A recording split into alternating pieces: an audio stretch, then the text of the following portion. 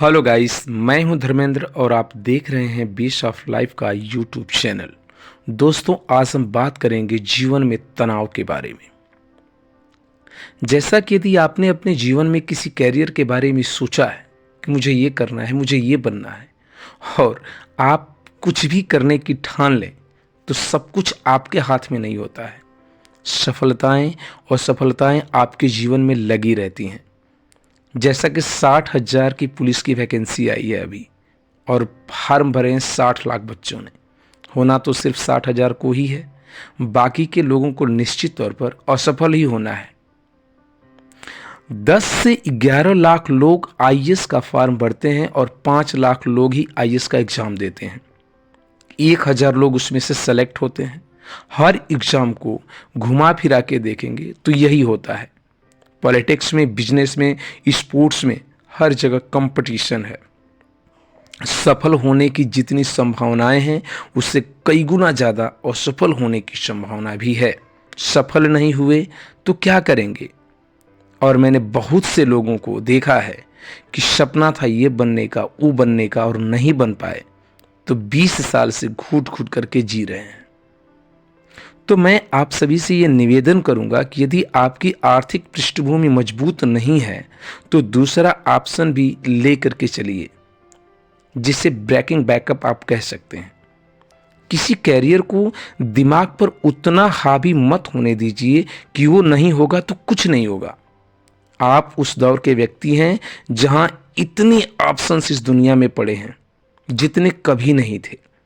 बस एक ठीक ठाक सा व्यक्तित्व बना लीजिए, एक कॉन्फिडेंस बना लीजिए अपने ऊपर, और यदि आपके पास बेसिक स्किल्स हैं, भाषा का, चिंतन का, समझने की, कैलकुलेशन करने की, लर्निंग करने की, मेहनत करने की, स्ट्रेटजाई करने की, तो मुझे लगता है कि इस दुनिया में कंपटीशन नंबर में अधिक है, बट कायदे का कंपटीशन नहीं के बराबर है।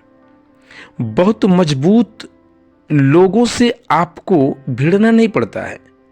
भिड़ते हैं 5 लाख लोगों से, उन 60 लाख लोगों से, लेकिन कुछ ही हैं जो भिड़ने के लायक हैं। कॉन्फिडेंस रखिए। जैसे कहते हैं ना कि कुछ नहीं, जैसे कहते हैं ना कि कुछ भी नहीं है तो कुछ न कुछ तो कर ही लेंगे। हम भी दरिया हैं, हमें भी अपना हुनर मालूम है। जिस तरफ भी चल दिए रास्ता हो जाएगा।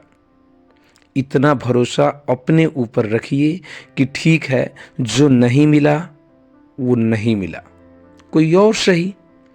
अपने अंदर स्किल्स को डेवलप कीजिए, और अंत में जो जीवन में काम आता है वो यही स्किल्स ही है। और यदि उस स्किल्स को हम अपने अंदर डेवलप कर लिए तो बहुत कुछ चीज़ें आसान हो जाएंगी। और ये स्किल्स हमें पढ़ाई से नहीं मिलती हैं। जो क्लासरूम में पढ़ाई होती है वह सबसे कम महत्वपूर्ण होती है। कॉलेज में ये महत्वपूर्ण है, लोगों से बात करना, कुछ ऑर्गेनाइज करना, फेल होना, कहीं पास होना, करते रहिए ये सारी चीज़ें। पूरे बात का सार यह है कि किसी की भी ज़िंदगी उतनी सीधी नहीं होती जितना हम समझते हैं। हर किसी की ज़िंदगी में उतार चढ़ाव आता रहता है। हर इंसान झेलता है, मैंने भी झेला है और झेल रहा हूँ। जब आप आराम से सो करके मोबाइल का फ़ोन चलाते हो ना, वीडियो गेम खेलते हो, उस उम्र में मैंने 17 से 18 साल की उम्र में अपने परिवार की जिम्मेदारियों को बड़ा नज़दीक से देखा है। अभी कोरोना काल में होम डिलीवरी का काम भी मैंने किया था। कुछ लोगों ने मजाक भी उड़ाया, उसे झेलना पड़ता है। अपना खर्चा चलाना है, जिम्मेदारियां हैं तो करना पड़ता है। इन चीज़ों से घबराना नहीं है। और आपकी जो ज़िंदगी है इस दुनिया में, आप अकेले नहीं हो। ज़िंदगी जो आपकी है, जिसे आप जी रहे हो, इस दुनिया में करोड़ों लोगों से भी बेहतर है। करोड़ों लोगों की ज़िंदगी जो है आपसे भी कहीं बदतर है। कुछ 2-4 लाख लोग हैं जिनसे आपकी ज़िंदगी थोड़ी सी खराब है। केवल उन 1 या 2 लाख लोगों पर ध्यान मत दीजिए। कुछ उन करोड़ों लोगों पर भी ध्यान दीजिए जिनसे अच्छी आपकी ज़िंदगी है। और आप अपने आत्मविश्वास को बनाए रखिए। बस इतना करना है कि जब जब ज़िंदगी नीचे की ओर चली जाए या जाने लगे तो थोड़ा सा हौसला रखिए। कुछ ही दिनों की बात होती है, हर बात कुछ ही दिनों की होती है। बहुत अच्छे वक्त में, बहुत बुरे वक्त में एक बात सामान्य रूप से याद रखना है कि कुछ दिनों की बात है, यह दुख भी गुजर जाएगा। बहुत अच्छा हो तो भी ध्यान रखना है, क्योंकि अच्छी आदतों का आदी नहीं होना है। मैंने एक आईपीएस और एक आईएएस के बारे में पेपर में पढ़ा था, जो बहुत ही योग्य और पढ़े लिखे व्यक्ति थे। उन दोनों ने अपना जीवन समाप्त कर लिया नौकरी में रहते हुए। क्यों? क्योंकि नौकरी में रहते हुए भी वे लोग घरेलू चिंताओं को नहीं झेल पा रहे थे। लेट गो नहीं कर पाए तो गिव अप कर लिया।